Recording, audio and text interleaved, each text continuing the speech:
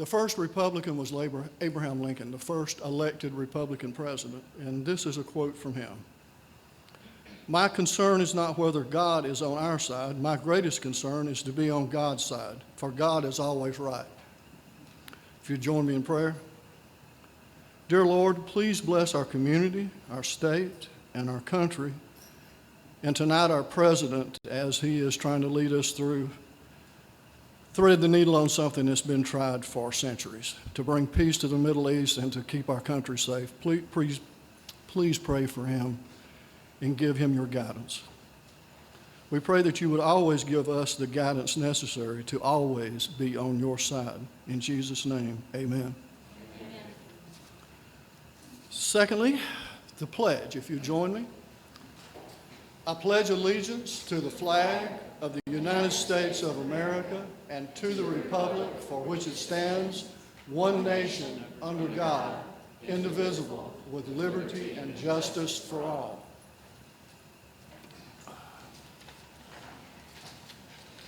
And Bonnie, would you please do the creed? Absolutely. Thank you, Rick. Here you go. Again, don't get, well, you can do it there. I think this is something that's central to the reason we do what we do is the creed. Precisely. Good evening, everyone. Thank you so much for coming. South Carolina Republican Creed. I do not choose to be a common man. It is my right to be uncommon. If I can seek opportunity, not security, I want to take the calculated risk to dream and build, to fail and to succeed. I refuse to barter incentive for dole. I prefer the challenges of life to guaranteed security, the thrill of fulfillment to the stale calm of utopia. I will not trade freedom for beneficence, nor my dignity for a handout. I will never cower before any master save my God. It is my heritage to stand erect, proud, and unafraid, to think and act for myself, enjoy the benefit of my creations, to face the whole world boldly and say, I am a free American. Thank you.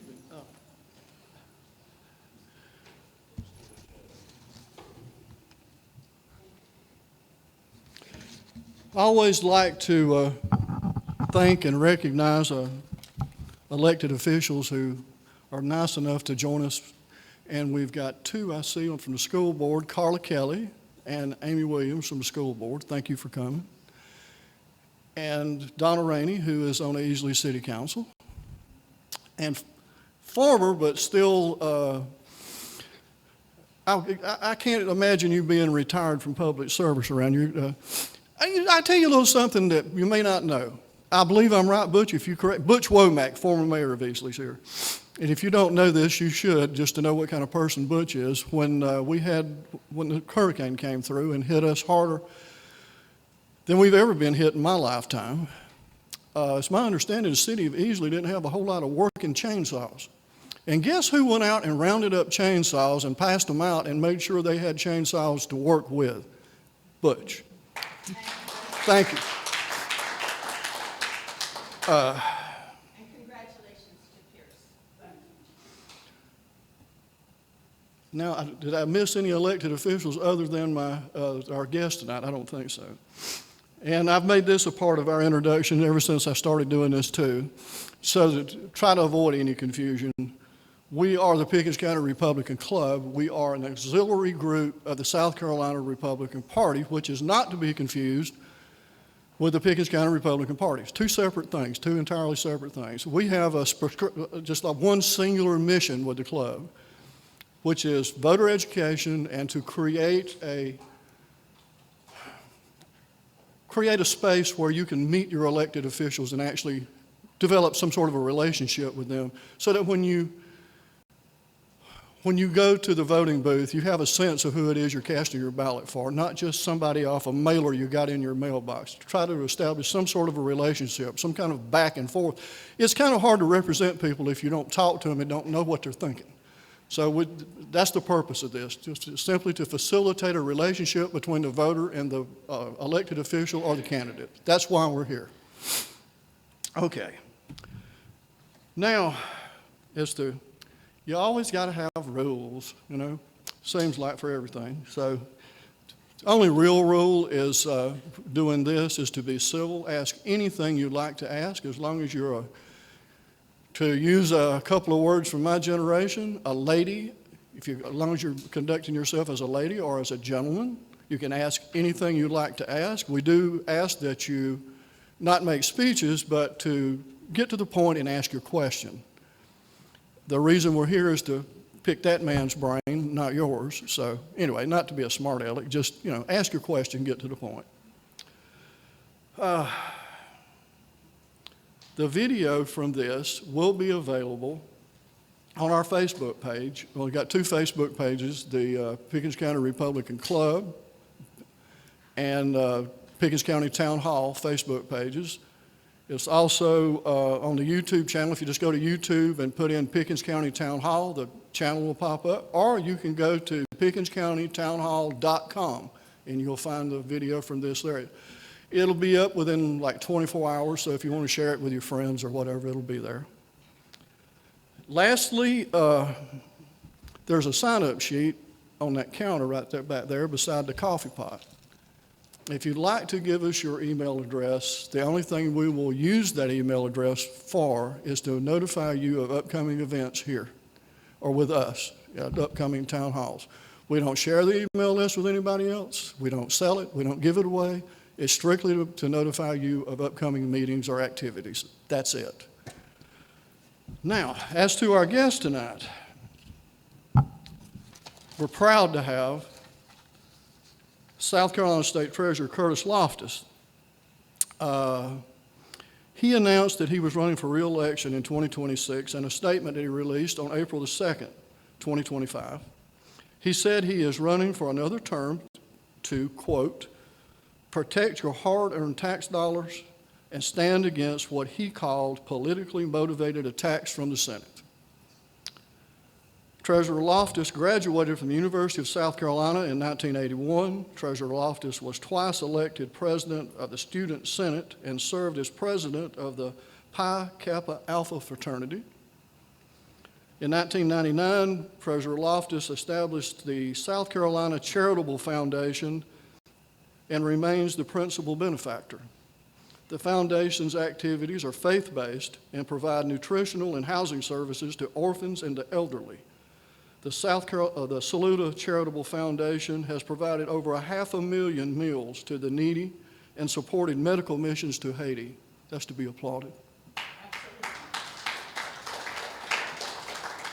On June the 8th, 2010, Treasurer Loftis defeated the incumbent state treasurer, Converse Cialis, is that how you pronounce his name, Cialis? In the Republican primary with 62% of the vote, and he made Republican primary history in that election, carrying all 46 counties in the state, becoming the first Republican to defeat a sitting incumbent in a statewide GOP primary. Congratulations. Treasurer Loftis won the 2014 primary with 62% of the vote and was unopposed in the general election to remain the state treasurer. He was reelected in 2018 and 2022 without serious opposition. So you must have been doing something right when nobody wanted to run against you. Having said all that, we are proud to have you here in Pickens County tonight, and I will turn the podium over to you. And at some point, I'll walk around in the audience after you get through speaking and let these kind of folks ask you a question or two. Thank you, sir. You know, I think most men are like this. You forget stuff. Like, I'd forgotten about beating the incumbent. I mean, I had completely forgotten about it. But that was one of the main reasons I ran for office. I didn't really have any intention. I'd been retired for 10 years. I was back in the country for a little while. I've been doing some humanitarian work overseas, mainly in Ukraine, but also down in Yugoslavia. And I just kept hearing about the treasurer who wouldn't show up for work. And South Carolina is not a rich state. And one thing you have to do is you have to make sure your money's working for you. And so I got mad at him, and one day at breakfast, I went to see him. He looked at me and said, "You can't beat me. It's never been done." And I didn't know that. And I thought, Well, even like the Politburo in Russia, it turns over occasionally. It may sometimes include a bullet, but at least it turns over. We never turn over. So I said it was unusual because it was 2 weeks before filing dates, April the 1st. Is that right? Yeah, no, March the 1st. And the election was effectively in June. So I said, that's only 3 or 4 months. I can do that. I think it's crazy we run for office for 2 years. I don't do that. So I said, I'm going to do it. I got in there and run, and I did beat him in every single county. So I thought, great, everybody's going to have opposition next time, including me, which is fine because I got other things I can do. I'll go on as well. Not one person ran. And that's something we have to change because we should not stay in office as long as we should. Now, I've been in office a long time, so I know what I'm saying. But we need to have turnover. So it's good to be here. I'm glad to be here. It's unusual. I thought I was on my way home. You know, I thought I was on my way back to retirement. I was in retirement once before, and I liked it. There was nothing wrong with it. But I do like my job. It is really something. And because it's managing $52 billion a night, that's with a B. It's a $75 billion bank in the heart of state government. So managing that money is a lot of responsibility, but it's a lot of fun. It's an interesting world to be in. But I was ready to go, and then the Senate got after me again. What most people don't realize, because who wants to pay that much attention? The Senate has investigated me. This is now the 12th time. 12 times. I am the most investigated person in the history of South Carolina. And I haven't been in jail yet. And why am I still here? Because they don't like it when you don't work for them. I'm not confused. I work for y'all. They think we all work for them. And I'll back into that story in a few minutes. But I was prepared. I bought a place out in Colorado. I was going to spend some time out there. I've leased that now. But I can't let them take the money. And they will. Now, they scoff at me when I say that. Oh, you think we're going to take the money and go spend it. You know, they make light of it like it's some cartoon, like somebody's going to go hand a bag of money. That's not how it works. If you put yourself next to money, huge sums of money, especially other people's money, you get rich. Now, I didn't need the money and wouldn't want the money anyway. The Treasurer's Office over the last 14 years has been transformed into a place where everybody should be proud of it. We welcome you to come. I don't want to be one of these politicians that brags and then can't back it up. But if you want to get rich, put yourself next to money. Now, this is the same bunch. In fact, several of the senators who were after me the most, they were there when I disclosed what was happening at the state pension fund. Now, I got to be careful how I talk about this because it's finance. And if I'm not careful, y'all will all be laying on the floor like third graders. When does I nap over? Because it'll bore you to death. But let's just say that when I was elected, I got a seat on the investment commission, the investment commission of the retirement system. And they managed about $35 or $40 billion. And it's separate from the Treasurer's Office. It used to be the Treasurer's Office. Very important. Because when the Treasurer's Office ran it, back before I was treasurer, long before I was treasurer, it was well run and the system was about 92% funded, which is very good. You always have some unfunded, but that's okay. Well, these same people made sure that they could take the money from the Treasurer's Office, put it into an independent commission. You know what the unfunded status is now? It's 52%. It is the single largest state because that 52% translates into $32 billion. One debt of the state, the largest debt, is $32 billion. Now, to put that in perspective, all the rest of the state's debt, the debt of South Carolina, is $7 billion. Now, what happened when I squealed? What happened when I blew the whistle? What happened when I went to the New York Times and the Wall Street Journal and CNN and Fox? I went those places because the Post and Courier and the state newspaper wouldn't publish it. But I went to those places, and what happened? Who got in trouble? Me. When I disclosed that $249 million. Stop for a minute. If you got a pencil, write down 249, comma, 000, comma, 000, comma, 000. That was being sent every year. It was being hidden in the books and sent to Wall Street every year. And when I blew the whistle, Senator Larry Grooms and his friends went crazy, and they started my first investigation. I'm on number 12 now. Number 13 is already scheduled. Number 14 is scheduled after that. We will be investigated through 2027. They are spending millions and millions of dollars to investigate the same stuff over and over and over again.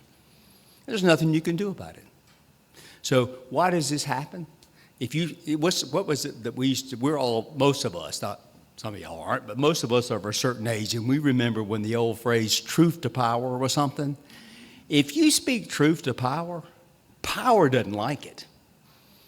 And most of the people who say they speak truth to power are the power. They're part of that. But when you say no to the money people, they get mad. And that's what's happened to me over and over and over. We've done things like, they were telling everybody that the pension plan was really, really good. It was high performing. Well, I got into the books. I found out of the top 40 largest pension plans, we were the worst performing. Not only were we the worst performing, but we were paying the highest amount of fees for the lowest amount of return.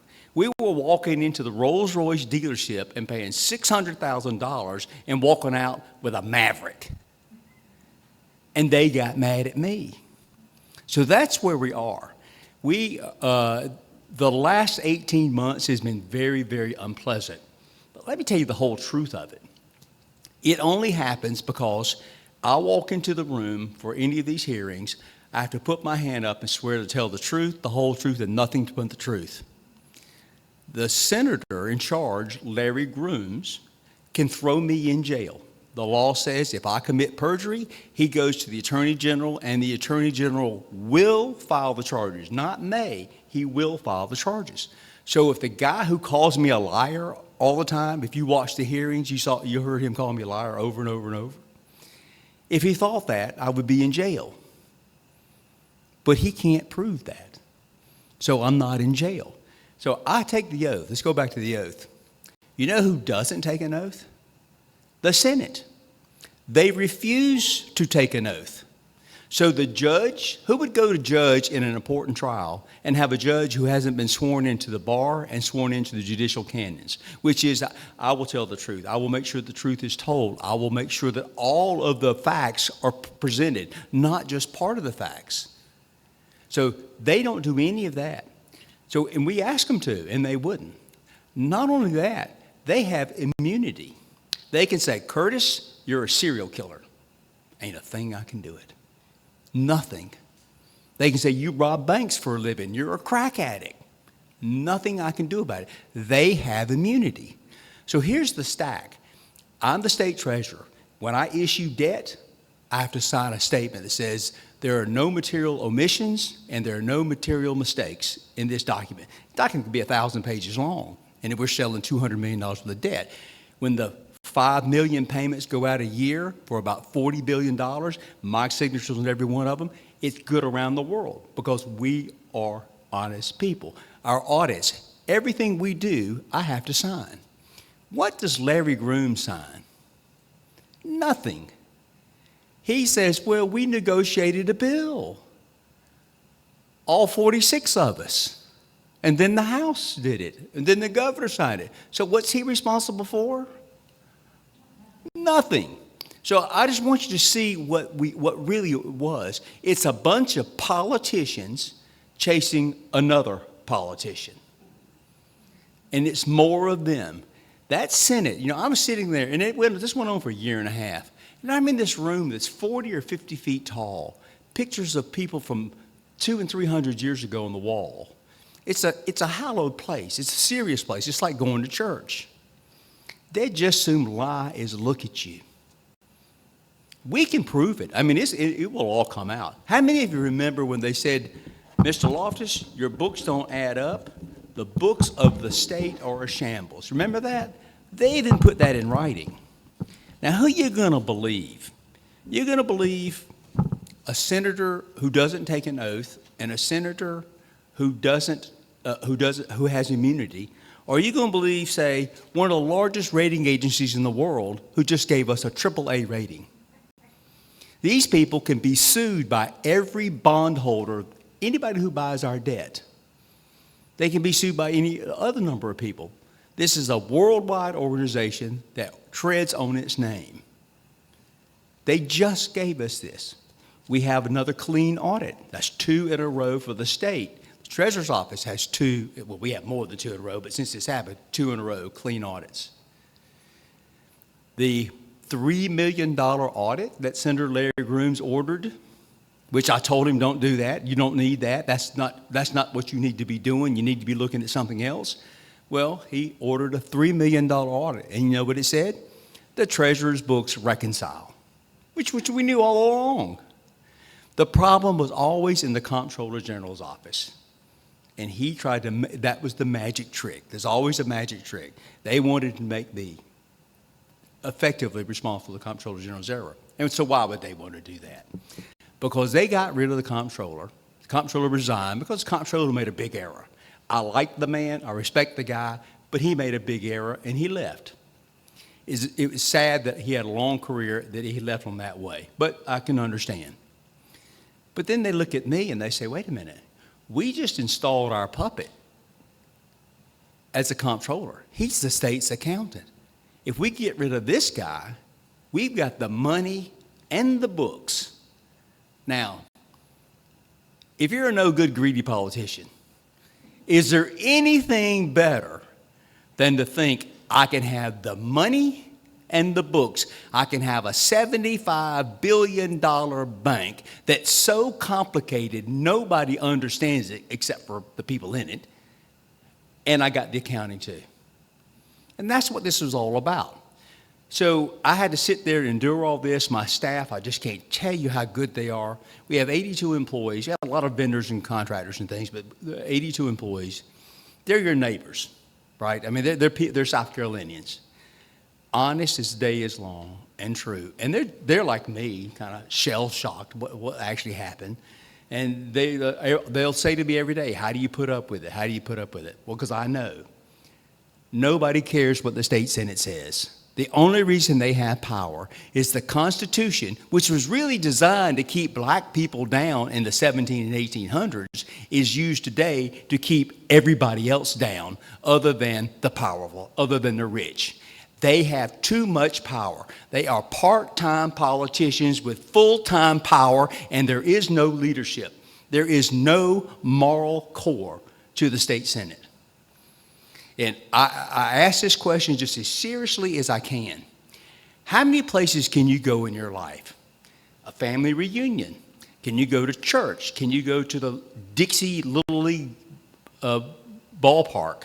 Can you go to the bowling league? Can you go to the civic club? Where can you go that you can stand up and tell a lie? And your friends not say something. The people around you say nothing. We've documented all this. It's going to all come out. I'm waiting. They're going to run somebody against me. They're going to spend all this dark money against me. And I can't wait because I can afford to do what I want to do, and I'm going to tell the story, and we're going to let people know. But you just can't realize how high school this whole thing was. But that's because they have all the power.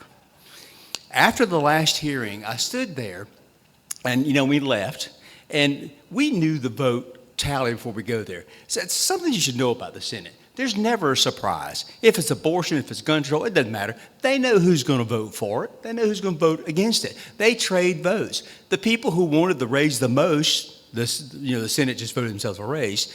The people who wanted that the most, they voted no because they got the other people from state districts to vote for it. Then they go home and say, I didn't want that raise. They gonna make me take that raise. Poor me. That's what they do. But again, I go back to this. If somebody stood up here, if my buddy here stood up and said, hey, I caught a 25-pound catfish, we might all know he's not telling the truth. We might laugh about it. And we'll pass on that. But if he starts telling whoppers that are material, somebody's going to stand up. They don't stand up. I had a state senator stand up in the hearing. Of course, he's not under oath. I'm under oath. He's not under oath. He stands up and he says, it says here on this report that the state treasurer's office made false entries to force the system. I said, that's a thick report, but I don't remember that being in there. He said, that's what it says right here. And, I'm thinking, but did I miss something? It's 1,000 pages worth of reading and all that stuff. I look over at my lawyer. He says, no. So I said, let's talk about this. He said, let's just move on. So we moved on. All right, so, okay, that kind of goes and comes. This is one little thing, but I can prove this to you, so I'm going to tell this to you. So there's a break. And I call him over to the bar because the Senate sits there and there's a bar. We're behind the bar. He comes over to me, which I was thankful. And this guy is an Air Force officer. He's retired, but he's in the Guard. He still flies. So you think about honor and integrity. A lot of y'all are in the service. You're married to somebody in the service or whatever. And I said, I want to talk to you about that. That report did not say false. I said, can I see that piece of paper? He says, I don't have it. You've been sitting in that chair since you sat down. You got a little secret bellhop floating around back there I don't know about? I said, I'd like to see that piece of paper. He says, I don't have it. And then he said, I'll be honest, that was my word. The false word was my word. I said, do you realize that's like me saying you drove home or you drove home drunk? It matters. And he didn't say anything else. Well, let me tell you the real truth of that. I don't think he told me the truth then. Because he was reading from a piece of paper. We had negotiated, and this is what happens with the Senate. We negotiated they could not have pre-written questions. They all had pre-written questions. We could see them. So they gave us their word, no pre-written question. So somebody wrote that down wrong and gave it to him. So I was talking to a group of retired officers. It's a speech just like this. And I said, well, what would happen if a non-commissioned officer gave you false information and you went out in public and you relied on that and you stated it? And it could overturn an election, a statewide election, and it could cost a man his job. One of them said, well, the guy would get court-martialed, obviously. And this crusty old guy, I found out later he was a Marine colonel, he said, I'd go over and knock the hell out of him right there in the front of everybody. But see, that's the state Senate. Somebody gave him a false statement to read in the Senate of the state in front of the whole state, and he read it, and he didn't get mad about it. That's all you have to know. Who would let that? What man or woman would let that happen to them at church, at school, or at work? Nobody. But that's the state Senate. And that's why we can't have the roads we want, the education systems we want. That's why our taxes are too high for the services we get, because they have failed us. Now, I'm not running against the state Senate. I'm running for my office again because I don't think there's another person in South Carolina prepared to go through what I go through. I'm ideally suited for this because, one, I don't care what they say. I know who they are. I've been divorced a long time, and I never had kids. If there was a Curtis III floating around, because I'm junior, I would think twice. If I had a wife at home, I would think twice, because you don't want anybody else to go through this. But I'm okay with it, because every man in his life has challenges. I've had my share, and every woman. We've all had our share, but I can't run from this. If I left and somebody else got in there, they'd chew them up, because they know what they're doing and they know what they want. We've got to wait out the Senate until they get leadership. And I don't know when that's going to happen, because, it's the original DEI. You know how the Senate is all against DEI, everybody's against diversity, equity, inclusion. All it matters is that you've been in your seat for a long time. That's all that matters. It's not if you're smart. It's not if you're clever. It's not that you were heroic someplace. It's how long have you had your seat. And there are certain Senate seats that just never turn over. And so those people are in charge. And what happens is, and I'm sure it happens everywhere. You vote with the senior members, or they say, you don't want a committee chairmanship. You don't want a new bridge in your district. You don't want a new dormitory at your college. You don't want this. They punish each other. You do what they tell you to do. And that's what happens. I say to every senator, when they come through the office, when they first get elected, I say, you've got one term to be honorable. And after that, you got to play the game. And what's the game? You say, I will do what it takes to become senior, and then I'll be a good guy. By then, you're the bad guy. And that's what happens all the time. We deserve better. This ain't about Curtis. If I left this planet tomorrow, there's nobody here going to shed tears, and you're not going to know about it unless you happen to pick up the paper. That's how all this works. But what is important is that we elect good and honorable people. And we have to look at every single person we vote for. And I've got to where I'll leave some just vacant, because I know them. I'm looking at some of these races that have started already. I've never heard such malarkey in my life. I want to hear what you're going to do for the people. And I want to hear what you're going to do that's going to cost you. Because all I hear is, I'm the best person on the planet and I deserve to be, whatever job it is, elect me. But when did you stand up for the people? Because if you're in office now, if you weren't standing up, you weren't standing up. We got to have people that stand up. So that's kind of how that ends. We waited a month, then we had it polled. We spent a lot, I spent, because the office can't do it, I had to spend it. We spent a lot of money to have a first-rate poll. My poll numbers are here. Their poll numbers are here. And nobody cares, because what was the first thing everybody realized? There's no missing money. And nobody cares about some accounting problem. We all know that every bank, every corporation, everybody, who in here hasn't had an accounting problem in their checking account? Everybody's had accounting. It wasn't even my accounting problem. But so it's always important that I say, there's no mysterious bank account with $1.8 billion. Larry Grooms made that up. He made that up. There was not a mysterious bank account, because we know all of those, they're published. There was not $1.8 billion. In the end, it was never real money. It was budget dollars. So they just made it up. There was no mysterious bank account with $1.8 billion in it. There was no missing money. There was no misappropriated money. There wasn't any money spent. No taxpayer got more money than the other taxpayer. No state agency got money than the other. It was all an accounting error that they thought that they could humiliate me and get me out of office. But the more they said things about me, the more I said, hell no, I'm not going anywhere. Just keep flapping your jaws. I'm going to stay right here. So we went through that night, and they broke rule after rule. And I had to pay for all that. That cost me $80,000 just that one night. And they think that's funny. You see, they think that's funny. So because it costs you 10 times that, right? And you paid $3 million for just one audit. These investigations cost millions, and they've been investigating me forever, and they're going to continue. So that's what I mean. We need leadership in the state Senate. Vincent Shaheen, I don't know if y'all remember Vincent. He was a former Democrat senator. He's probably 54 or 5, so he's younger than I am. Nice guy, a lawyer. He's now the mayor of Camden. He was the kind of person that everybody liked and everybody trusted.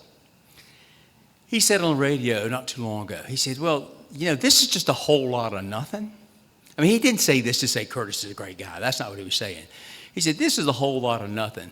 He said, but a few years ago, the Senate leaders would have got together and stopped this in one day. And see, the House never thought it was going to go far. Most of the Senate never thought it was going to go far. Everybody kept telling me, Larry Grooms and Stephen Goldfinch, remember that name, Stephen Goldfinch? He wants to be your attorney general. He's a senator from Horry and Georgetown counties. You vote for Kamala Harris for attorney general before you vote for him. He is a first-class bully, and he likes you to know he's a bully. He's been indicted before. He was indicted for when he had a small business. He was selling stem cells from aborted babies across state line. You can evidently, and I'm not an expert in this, you can sell stem cells from aborted babies in state, but you can't sell them out of state. I think that's the best. Nobody can find out what happened to the indictment. We know he was indicted, and it just kind of evaporated.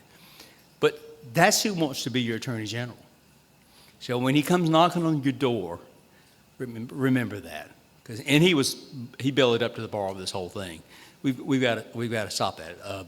Anyway, let me get back where I was. All of this is about honor and integrity, and when you find places that don't have it, get rid of them. And so that's what we have to do. The state treasurer's office is an interesting place, and then I have a brand new chief of staff. My former chief of staff was going to stay to the end of the term, but this just kind of wore her all out. Of course, she's got 41 years. So she and my lawyer, they had 30, they normally would have retired a few years ago. They said, well, Curtis, if you're leaving at the end of next year, we'll just stay with you. And that was a couple of years ago. So it's a lot of those after the last 18 months of working 60 hours a week, every single week. We had conference calls on Easter, and these people are all Christians, but we were having conference calls on Easter Day because Larry Grooms wanted information the next day. So what do you do? So that's what we had to do. They think it's funny. So my new chief of staff's an honorable guy. He's in. He knew what he was getting into, right? He starts walking around the office. He's been there 2 weeks. He came in the office the other day and said, Mr. Treasurer, I'm going to talk to you. I thought, oh, Lord, what's happened now? Larry Grooms has gotten after him.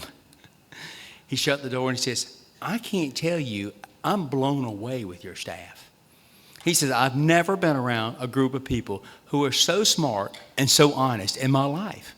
I said, welcome to my world. It took me 14 years to get those people, and those are the ones that the Senate thinks are criminals. They belittled my state employees. He almost threw my lawyer in jail. I mean, we were into a hearing a minute and a half, and the security guys were lined up behind us because my lawyer hadn't sworn in yet. Nothing. So this is what we put up with, and I feel good about it. When I hold up this Moody's rating, and I think we'll get the S&P here soon and all the audits, we'll knock all this stuff down by the time election time, everybody go. But most people don't know anything about it. Y'all know something about it, but most of you wouldn't feel conversant about it. You get out to the real world, people who vote, but not people who think about it all the time, they don't care. Is any missing money? No. So like today, we were in Pickens and Easley, over Clemson. Part of the day was unclaimed property. State Treasurer's Office has hundreds of millions of dollars of unclaimed property. And that's money that anybody has anywhere in the country, or actually anywhere in the world. If it belongs to somebody in South Carolina, you send that money to the Treasurer's Office, and we put it on the internet. How many of you ever checked your name? Well, most of you hadn't. That's why we have hundreds of millions of dollars. Because everybody says, I'm too smart for that. Well, I was standing in line with a bunch of people the other day. Oh, that's right, they're from near here. I got to be careful how I say this. They're friends. So I said, well, let me check your name. And they have unusual last names, so it's always good. Oh, no. The husband kept saying, oh, no, we don't have any extra money. We don't have any money floating around. Well, of course, he did. But I didn't know at the time because we were in a line. I said, well, I'll check it. And I was talking to his wife, and I told his wife, I said, I can tell you this. If we got unclaimed property for that money, he's going to never hear the end of this. And we all laughed about it. Well, sure enough, they had unclaimed property. We owe a family in Myrtle Beach $1.5 million. We had a physics professor at Citadel, $500,000. We've given like bankrupt mills, Mayfair Mills from Iowa. We found that family that was able to return $800,000 to them. They're a wealthy family. They gave it all to the private school in Greenville. So we talk about the big claims because then normal people go and check their name. I can give somebody a check for $800,000 or $1 million, and they're thankful. You give a single mother of three $500 or $800, she cries and she sends me a Christmas card and a thank you note. I never hear from the guy I gave $1 million to. He's a goner. So we have this list. Maybe y'all know these people. So this is Pickens County. Starts off at $210,000, and all these pages, only just 15 or 20 pages, is over $10,000. So the first person is $210,000. Sarah. Is there a tape on there? It could be. This one's by dollar amount, but I usually bring one that's by alphabetical order too. She lives in 6 Mile, maybe past Sarah Ann Lusk, or if you know of Frida Lewis or Ruth Lewis, different people. James Lynch, Frida Lewis again. See, like Frida Lewis is on here at 102 and at 177. So her heirs, who live in Central, probably, because that's where she lived, they don't know it. We're going to find her. One time I was in Central, and we went through an old farm, found a barn, went in the barn, found a 1929 car, looked at that for 10 minutes before the man came and busted us. Thought we were trying to steal his car. No, I got a check for you. We were at Clemson today. We had a big check, you know, the big ones, for about $30,000. We didn't give it to them, but they will get it in the mail. The Apple store there at Clemson's $49,000. One of the sororities, $10,000. Now, the sororities getting a check for $10,000 means nothing to us, but I can promise you that's 3 or 4 parties for them. They're going to be happy. Clemson's going to swallow up that 30 grand or whatever it is in no time. But so it's fun. And you wouldn't believe some of the stories. We have almost like get thrown in jail by looking at the guy's car. There was a lady and we have a staff of people who do this at home. And if you go to treasurer.sc.gov, you see how's my time? Yeah. Treasurer.sc.gov, you can look up your name. But you can look up everybody's name. And you pick up the phone. You pick up the phone and call your old boyfriend and say, guess what? I found money. I was with my dad. He was about 90 at the time. Mama was about 87 at the time. My mother never watched TV a day in her life, and I don't think she ever listened to the radio. Had no interest. Somebody messed up and gave her an iPad when she turned 85, and she loved it because she's got the memory of an elephant. So she was looking up people she graduated with in 1947. So Daddy and I are cutting through the den. We're going to the back porch because we're both old now. I'm old enough. It's 80 degrees, and it's 4 o'clock in the afternoon, so we're going for a cup of coffee, and he's going to have a cigarette. And I hear Mama say on the phone, Frida May, this is Annie Knox from Inman Classes 47. How you doing? And she said something. Mama said, yeah, it's been a long time. And I looked at Daddy, and he said, just get out. So we got out. And I said, isn't that just great that Mama's calling people and found money for them? And she tells them, he says, you really don't know anything about women, do you? What do you mean? He said, she wasn't about the $500 that you had. She wanted her classmate from 1947 to know that her son was the state treasurer. So they both passed since then, but I'll tell you, you know how these old folks are. Well, anyway, so I was chasing this people, and when you start chasing somebody, you have to learn everything about them because people are hard to find, especially in the time of cell phones. So Deborah K. Scott and her husband, Jeffrey, lived on Laburnum Drive in Greer. This is 10 years ago. You remember all this because you got to track them. Couldn't find them. They had this boutique textile service. Give you $100 if you know what boutique textiles are. Boutique textiles? Yeah, you don't know. Don't even pretend. That's fancy tablecloths. She was the designer. He was the guy who could get them made. She was so good. It's like the first day they sold out. And so they had people all around the world making these things, and they couldn't make them fast enough. So they said, we're not going to have an accounting system because we don't have time. We got to sell while we can. So they're throwing checks in a box, and then at the end of the week, going to the bank, that kind of thing. But it was going to work out just fine. They lost a little bit of money, didn't matter.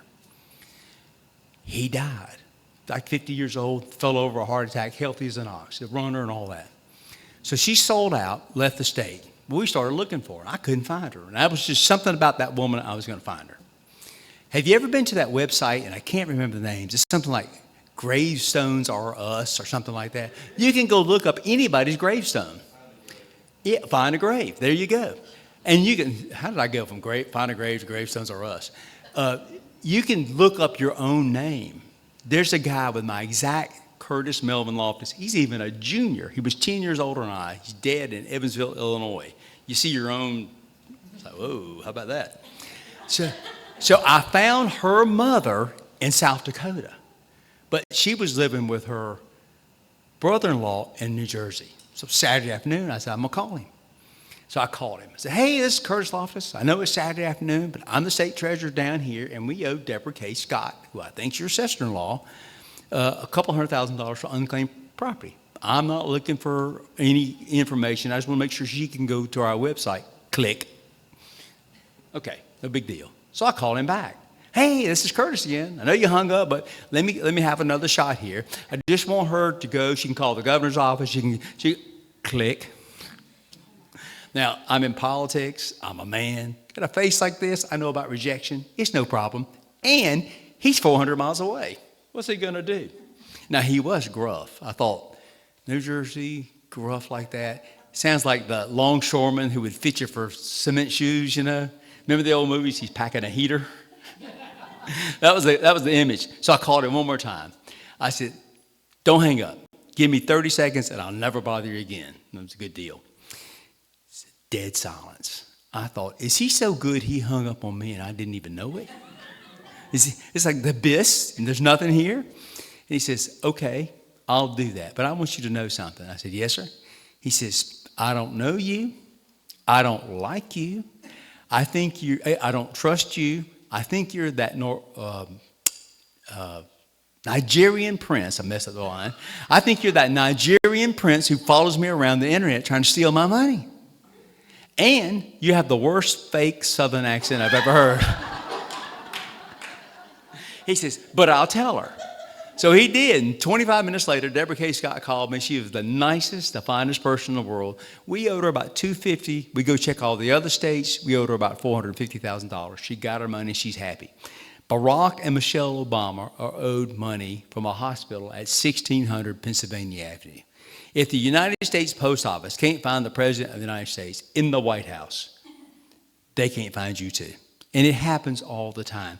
This guy, Thomas Lynch, the lady at the bank said they get the name spelled L-I, not L-Y. Sometimes that's enough. So that's how money goes missing. And we owe Thomas Lynch of Easley $112,000. So you can have all sorts of money out there. The last story I'll tell you, I'll just tell you one good thing. There's a lot of them are great.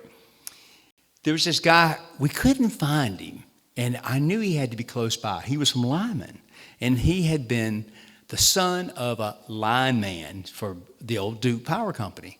And the old man had died, I don't know, in the 70s maybe, and so this guy was in his 60s. So I finally found the guy, and he had an unusual name. There were 4 people by that name, but 3 of them were black, and he was white, so I knew I had the right one. So I finally tracked him down and called him. He didn't kind of trust me. So I said, no problem. He was living in Charleston now, and it was $200,000 or $300,000. No, it was $800,000. And I said, why don't I do this? I got to come to Charleston. I'll take a state car. I usually drive my car by. I'll rent a state car out of the motor pool. I'll bring my state ID. I'll bring my driver's license, and we'll meet wherever you want to. He said, well, we'll meet at Starbucks on Mount Pleasant. I said, okay. And as I'm riding down there, I feel like, I'm going to flash the lights, it's like a spy movie, or I'm buying some drugs or selling some drugs or something, So let's see how it works. Well, we met, and he was convinced of, now I'm his buddy. 2 weeks later, he shows up, and he's getting his $800,000. And the reason we had such a hard time finding him, we didn't know it. His daddy had remarried. His first wife died, and it's why his name didn't match. He was the adopted son. We just couldn't figure that out. So that's how easy it is. And his people are still living in that house in Lyman, a cousin or somebody. They just couldn't get the money to him. So if you think you couldn't have any money, you could. Your parents could have money. We have money from back in the 30s and 40s. We have money from utility companies that you paid your cable bill and you didn't get your overage. Complicated insurance settlements. People die. Remember all the penny stocks back in the 80s and stuff? Everybody thought all those went to zero. A lot of them didn't. They went to 1 penny, and then they were bought. And then they were bought again and bought again. The companies were. And I called one of the university presidents here in the state, and he got a check for $312,000 from the penny stock. Oh, I tortured him because he's my friend. And I called him and said, "Hey, I got some money for you." "What kind of money?" I said, "Unclaimed property." He said, "I'm busy." I said, No, it's a lot of money." "How much money?" I said, "It's a lot of money." He said, "Well, how much money?" "It's a lot of money." He kind of dissed me at the beginning of the conversation. I'm going to torture him. He said, "Is it really a lot of money?" I said, "It's a lot of money." And so then he stood up. I assume he stood up. He said, "Meeting adjourned for 15 minutes. So now I know why he was whispering. He was answering the phone. He said, "Now, you always know that they're about to indict you or something when they call it, 'Mr. Treasurer, what can I do for you?'"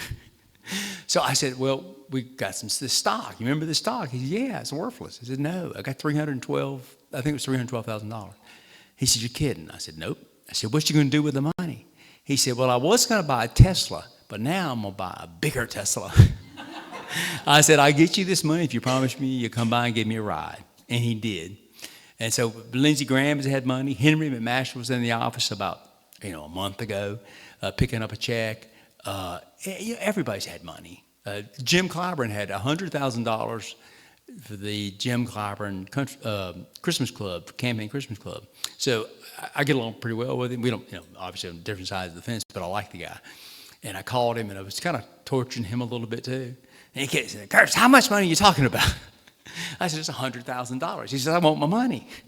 So he tries to start giving me the information, like his driver's license stuff. And I'm trying to write it down. I thought, we got to get competent people to do this because this is never going to work. So he got his staffer, and I got my staffer.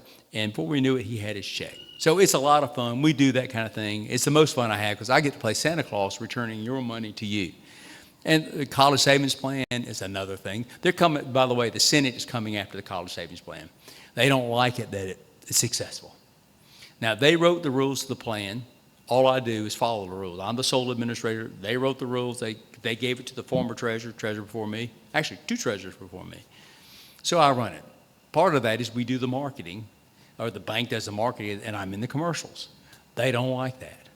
Well, we took it from a $1.1 billion fund, and now it's a $7 billion fund.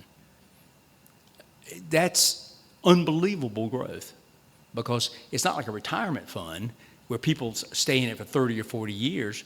Your kid, average person gets in about 10 years old, and then they're out at 23 or 4.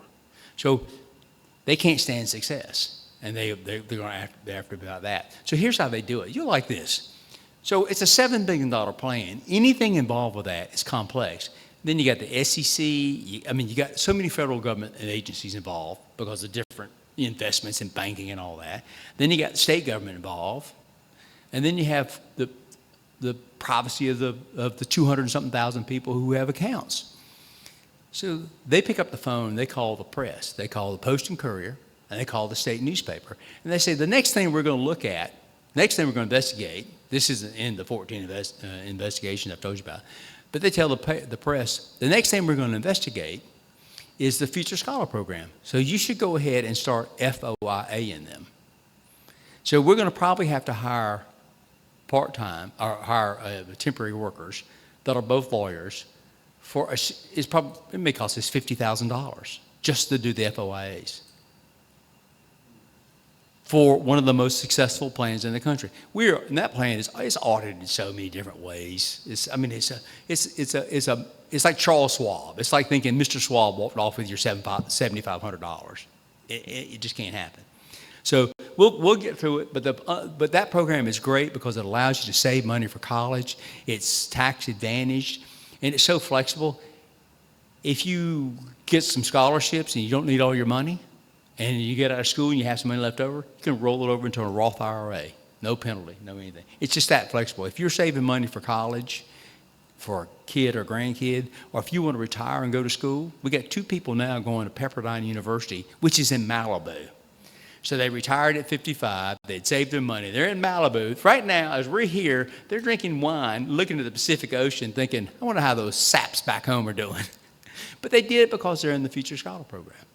And so it's a great plan. We'll weather the storm. The Senate can chase us, and we'll be all right. And then the last thing I'll say about the Treasurer's Office, it is a $75 billion bank. We have so many eyes on us. All our partners, our banks, our investment managers, they're all audited. We all have to have contingency plans. Like when COVID came, we went home the next day because we practiced that twice a year. No other state agency did. They had state agencies that didn't have laptops. We had state agencies that only had cell phones, and the director said you can't use a cell phone. So they went home for 3 months and didn't work. It was only when people like me found out about it, we made them get laptops so they could go back to work. So all that stuff is taken care of. We do it. And so, and anybody here in banking, finance, accounting, or anything? Yeah, if you are, come to the office. You'll love it. It's fascinating because we're a $75 billion bank right there. So I'll end up with that because I know there's going to be some questions, but we're proud of the State Treasurer's Office. everybody that knows the treasurer's office, other than a handful of senators, believes the same thing. I'll come to you to raise your hand. You hit on something that's a pet peeve of mine a little bit ago, and correct me on any of this, I'm wrong. In about 95, Pitchfork Tillman, as they used to call him, held a state constitution conference, or they changed the state constitution. There you go, Constitution Convention in like 1895. And after Reconstruction, or during Reconstruction, when the Union forces were down here, there was a lot of black people got elected to office, record numbers. So after they left, all that changed, and Tillman comes in and wants to change the makeup of the Constitution so that if a black man ever gets elected governor, he wouldn't have any power. Mm-hmm. So he stripped all the power out of the governor, all the executive power out of the governor's office and put it in the state house. So now we're the only state in the nation that's got this form of government. That's the good old boy system. When they talk about it, that's what it is. Instead of the governor doing stuff, I won't pick out anybody in particular, but the leaders in the state Senate and in the House of Representatives appoint people to committees that do the governor's job. And you've got 2 or 3 people that are running the state that we don't get to vote for or against. And you've got the state house picking who's going to be the judges, or the state legislature. They pick the judges, and then they pass the laws, and then they elect the people to interpret them. How do you think a judge is going to do if he interprets something that goes against what they think? That's right. How long is he going to stay in office? That's exactly right. It's not a system geared towards stopping corruption. At any rate, did I get any of that wrong? You got it 100% right. And what was designed to keep black people down, now it's designed to keep everybody down but the wealthy special interests. And, you're not at the State House. They are. The universities, the tech schools, the faith-based 501c3s, the immigration people, the transgender, they're all there. And they all have their voice. And you're an afterthought. The only way we'll ever change it is to get people with the kind of character that George Washington had, and it's people who are willing to give up power and step away from it and say, we need to give this power back to the executive branch, where the governor would appoint judges and then with the advice and consent of the Senate. Anyway, I didn't mean to. It's part-time people with full-time power. Literally, I can go to jail. I can be sued. Like the SEC, if I make a mistake in the disclosure that I'm disclosing the condition of the state, and people buy bonds because of that, I have to pay that fine. The state doesn't pay that fine. Those fines start at $15,000 and they go to $250,000 per fine, or per instance. And that's per issuance. In $100 million issuance, you may have 35 series. So it's real. I could really have to suffer. It could bankrupt you. Well, the Senate is responsible for nothing. And so you put the responsibility and the power together, and then you get good government. As long as you have people like me who are responsible and the people making the decisions aren't responsible. Think about it. They don't take an oath for anything, and they have immunity. Well, they can slander you, they can libel you, they can do so much, and they have immunity. And they could renounce that, but they don't. I try to stay neutral on this stuff, but I'll say this. When the Senate voted to remove Mr. Loftis, Secretary Loftis, from office, that had never been done before. Mm-hmm. And I think it was wrong. And in my humble opinion, I'm just one guy, I think it should be left up to the people of this state at the ballot box. I think that's where it should have went, and that's where it should stay with the people. Unfortunately, that's what the governor and the House both said. I told you about what people say. So one of the most important people in the Senate, and I'm at the lectern, and he's right there. He says, well, your lawyers just said that nobody has ever been removed in this fashion in the entire country. That's just not true, he said. 26 people have, and he held up paper. 26 different people have across the country. I said, but we're unaware of that, and we did a lot of research. But, what can I do? So we left it at that. So the very next day, we send a letter. Thank you, sir, for the information. I'd like to show that to my lawyers. Would you send it to me? A week later, we sent the letter again. A week later, we sent the letter again. We will never get that letter because they made it up. Again, in what world, where can you go in your life that you could stand up, hold up a piece of paper and say, I've got the goods on him. He was in jail in California. And it'd be a lie. You'd never let me back in the room. But that's what they do. And he's still the chairman of the Judiciary Committee. So they can do that. And this is the problem we have.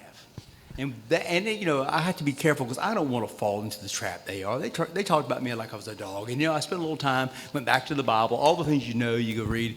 And, you can go down that road of talking about people. And I've said more tonight than I should have. My day started this morning at 5 o'clock. And we've been walking around dusty building sites at Clemson and it's been a long day. I've got a title for the video, Curtis Loftis Unfiltered. Yeah, like an old coffee pot. Any more questions here? Anybody have a question? Sure. Miss Brandy Taunton. Thanks for coming, Brandy. Maybe I missed it. You might have mentioned it, but who exactly is targeting you with the investigations? I guess who's bringing them? The state senate and Chairman Larry Grooms, who, by the way, from Berkeley County. If you'll remember Berkeley County from your history, the one that was an old senator who they were part of they call it the mafia back in the 30s and 40s, Berkeley County, and he happens to be best friends with the treasurer I beat. So he's never been happy. They get so upset about that, something like that. That would drive them crazy that their friend got beaten. Now they can run over your family and don't get, it's just okay, don't worry about it. But it's them. It's a different world down in Columbia. I tell people people come to me all the time, I want to run for office. I say, don't run for office. Organize your county and turn these people out. After 2 terms, get rid of them. But especially in the Senate, because the Senate is this hierarchical thing. It's just not a good place. And I know there are people in the Senate that I like, and there's some of them try to do the right thing, but that's 5 out of 46. And the power always wins. And they have the money behind them. They have the Senate caucuses. The Senate caucus is raising money from right now from people who do business with my treasurer's office, and they will spend that money to throw me out because nobody can see who gives them the money. I know who they are, but I can't prove it. So that's how all this works. It's the dark money. So it's a long and sordid tale, and it's getting late, so I need to stop unless we get other questions. And I got to drive back to Columbia. And then tomorrow, hopefully I go back to work and the Senate won't be around, so I don't have to mess with them. Anything else? Well, it's very nice to be here. Oh, yes, ma'am. Got one right here. Yeah. I know this is a silly question. My name is Dawn Crooks. You said $248,000 or $1 million goes to the, what do you call it? Yeah, Wall Street. Wall Street. Yeah. What do you mean by that? Can you There explain? were $248 million of unidentified investment fees that were sent every year to Wall Street. They hid the fees. They netted them. You owe me $10, I owe you $5. So you get $5. No, I get $5, excuse me. So they were doing that. It's contrary to accounting rules. They were doing that because they didn't want anybody to know. Once I blew the whistle, guess what happened? Those fees evaporated. It took 2 or 3 years. That was because they were doing lousy contracting. They would go to New York with a check and could write a check for $1 billion. Now, can you imagine walking down Wall Street and you've got a blank check for $1 billion? There is nothing on this planet you couldn't ask for and get. Let your mind wander as far as you want. You still can't conceive of it. You want to take your family and go live in Switzerland for 6 months? Nothing. Easy. You want to take your boyfriend and 3 other boyfriends and go to Switzerland? They'll do it. They'll arrange a boyfriend. There's nothing you couldn't do with the $1 billion check. And they wrote multiple checks just like that. That's why those fees were that. Once we disclosed them and put them in the paper, those contracts started getting canceled. And there were restrictions, so they couldn't cancel them overnight, but they started getting canceled and reworked. We had contracts worth $500 million. We didn't even have phone numbers for people. Yeah. And so they hated me because I brought all this up. They never read The Art of the Deal. That's exactly right. So how much interest do we draw per year? Well, the state treasurer's office made $1.5 billion in interest last year. So we make money. We do a good job. The investment commission, to their credit, has changed because we had a bloodbath. They took me off the commission. I mean, I was the guy disclosing all the stuff. So in the reform, they took me off the commission. And who was behind that? These same senators. But we have better management, and also they know we're watching, so they're doing much better. So that's all we can hope for. Yes, ma'am.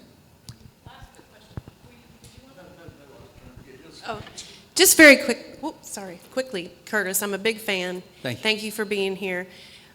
This may seem like a bold question, but with all the honest people and all the great work that you're doing, and I hear the sincerity in your voice, how do we end up with a $1.8 billion accounting error? It was in And the, how are we going to stop it from happening in the yeah, future? it was in the Comptroller General's office, not my office. And it wasn't real money. It was budget dollars. So how it works is I have all the cash. We would say I have the folding green cash. If you can spend it or buy something with it, I've got it. Now, the Comptroller General has that too, but he also has all the budget dollars. So think about it. We passed a $40 billion budget. And the very first day of the fiscal year, which is July the 1st, there's not $40 billion. So they make it up. And then tax dollars come in. So at the beginning, you have all this made up money, and it starts going down like this through the year. And then the tax money comes in. They cross someplace. Well, they messed up, and the Comptroller General's office started mixing the two together, and they just didn't know it. Now, I could always, on every single day, I know how much cash we have in a bank. It's like you. You got your bank statement end of the month. You can call the bank and go to the ATM. Then we do the same thing. It's just in the billions. So we've got all that, but we don't know the other side. So they would say to me, does that money exist? As far as I know, it exists. It's in his books. Because we can't track all the stuff in his books. My books are, say, $52 billion last night. So let's just say I had $52 billion. That's my books.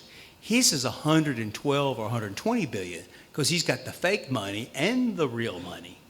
So I don't know what's over here in this fake money. And he's also got appreciation and depreciation and capital losses and all that kind of, real estate stuff. All that's in there. So we don't know about it. I don't care about all that. I've got the money. And so that's what they did. And they knew what they were doing. But that's how they said, we'll get rid of him. And I said, no. So how's it going to happen? One, we've got a Comptroller General now that's appointed. He's the Senate's man. He, to this day, is still doing what the Senate wants. Like, I want a report. I can't get it. I want a report that tells me where every penny of cash is, whether I'm the custodian or not. Every penny of cash from the state. And we can get that. Guess who won't let me have it? The Comptroller General. He keeps blocking that report because he doesn't want me to know. Now, the Senate's beat me over the head. Why don't you know? Well, I can't get that report. And why can't I get the report? The man they put into place is the one keeping me from getting it. But we're going to go to war about that next week because it flared up again. I thought I was going to get my report this week. I found out yesterday I'm not going to get my report. I'm very sore about that. I'm mad about it. And there's going to be a mean letter written tomorrow, hand delivered. So I'm going to get it. One way or the other, I'm going to get it.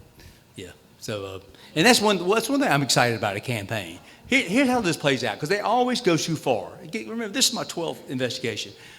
They're mean people. They get you on the ropes about something because it's complicated. Nobody knows. It's one guy's Rory versus another. Who knows and who really cares? So it's not good for me. But they can't quit. Mean people, you know this from your own life. They keep going too far. So what's happened now is they've gone too far, and now they're bound to determine they're going to run somebody against me, and they're going to spend money. Well, I'm going to outspend them. They're not going to spend their money. They're going to raise money. Well, I've got money. I've been fortunate. I'm going to tell the story. If they left me alone, I would tell the story, but it would be one thing. Now I'm going to go out and buy a couple $1 million worth of TV and tell the story. But see, they just can't understand because they're the Senate. They know what's best. And in their world, they are kings. But you're an afterthought. The rest of us are serfs, and what we got to do is stand up to them. And I'm going to stand up to them. They may find, I understand they got some real rich guy who wants to run against me. Well, fine, we'll battle it out. We'll let everybody else not worry about the rest of it. We'll fight it out. But I'm going to tell the truth. They can't keep me from buying the ads. They can keep me from being in the Post-and-Courier, because the Post-and-Courier, I mean, they'll print anything. You know, I'm Oprah's love child. They'll print it tomorrow. You know, they don't care, you know. Oh, yeah, because they don't like me. I'm a Christian conservative. The Post-and-Courier, they're not going to do anything for me. I got one more question. Yes, sir. Will you come back? We would love to have you come back when we get closer to election time. I'll do it. And I think we like you here in Pickens County. Thank you. And we would love to have you come back as time gets closer, we get closer to the election. But I can't thank you enough for coming tonight. Well, thank you. And I like Pickens County. And the thing that, you know, they can't get that a politician can actually like serving people and that people like to be served. They just don't understand that. They think they work for Boeing and BMW and Bank of America. That's who they work for. They can't believe that y'all matter. They have to go see you occasionally, but they spend the special interest money is how they get elected, especially after the first time. They go. Can we get an amen to this? We need at least one or two people in Columbia that say that actually believe that and remind people of that on an occasion. We got a few in the House, got a couple of, you know, people like Tom Corbin in the Senate. They're good people, but they're just they're swamped. What was it? How did Reagan put it? The people run the government. The government is a car, and we, the people, drive it. Ain't that the truth? We got to take charge. Absolutely. Thank y'all. I'm going back to Columbia. Have a good trip. Have a safe trip. Thank you. I'll leave you with this. Don't have anything else on any other town halls booked at the moment. I'm going to wait and take a couple of months off during the summer, let everybody have their vacation and that kind of thing, and try to come back in like September with the next one. So tell your friends, tell your neighbors. If you haven't signed up for the email, do that, and we'll let you know. Or watch us on Facebook on Pickens County Town Hall or Pickens County Republican Club. God bless you and be safe going home.